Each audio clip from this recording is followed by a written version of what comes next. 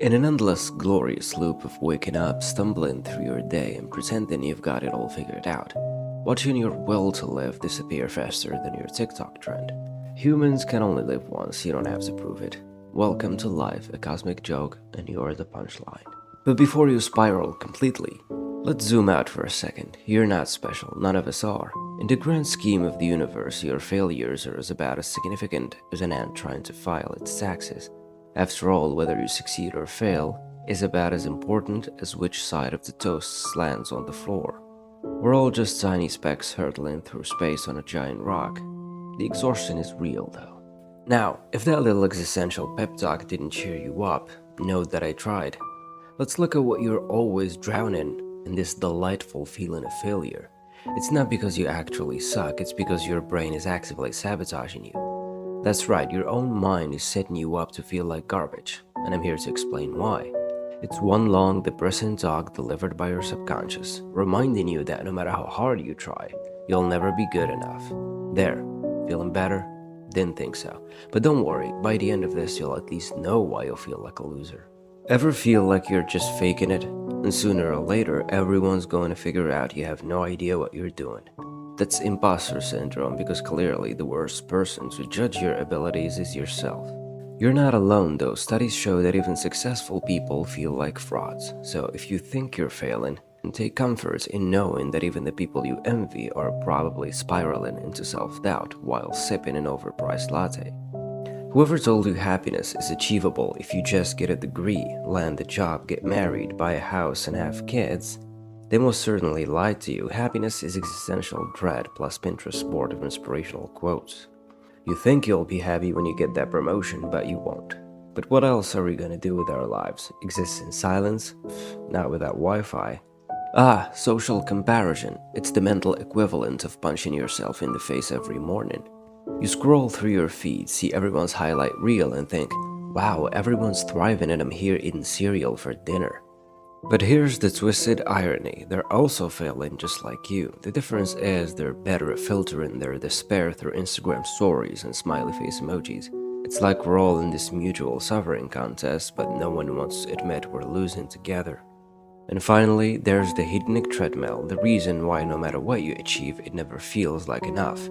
You got the job, great, now what? You're still the same existentially confused human. Except now you have a slightly better salary to waste on things you don't need. We're constantly chasing after more success, more happiness, yet we adapt so quickly to our achievements that they lose their meaning. It's like running on a treadmill, except instead of burning calories, you're just burning through your will to live. What else can signify the tumult of a spirit long imprisoned by the chains of expectation? Enduring harshly, coldly, yet suddenly besieged by despair. In this moment, it's no wonder that amidst the ruins of ambition, a cruel whimsy emerges, tenderly embracing failures that feel relentless and unyielding. This existence becomes a lamentation, echoing aspirations once held dear, now cast aside in the shadows of self-doubt.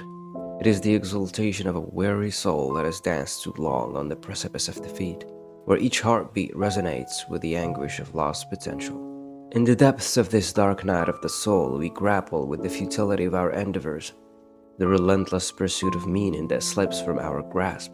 The horizon we once embraced is now obscured by a fog of regret, our dreams swallowed by the abyss of unfulfilled promise. In this darkness, we may discover a profound truth. Our humanity lies not in victories, but in the strength to rise from the ashes of despair, forging meaning anew in life's harsh realities. Viktor Frankl introduced the concept of logotherapy, which emphasizes that the primary drive in life is not pleasure but the pursuit of meaning.